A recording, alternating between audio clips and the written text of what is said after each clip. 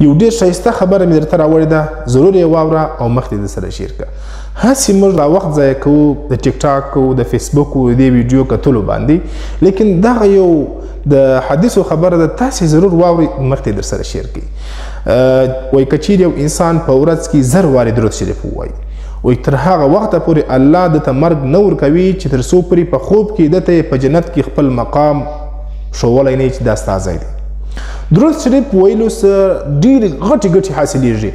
رسول الله صلی الله علیه وسلم فرمایي چې کم څوک درود شریف وایي، د درود شریف ویلو په برکت سره به الله رب العزت ستاسې غمونه لرې کړي او ستاسې ګناهونه به درته معاف کړي. بیا کم درود شریف ووایو چې هغه موږ ته اسانه وي او وخت هم زیات ونه نیسي، 10 منټه 15 منټه کې 1000 وارې ته دا درود شریف ویلی سي، صلی الله علیه و آله وسلم، صلی الله علیه و آله وسلم.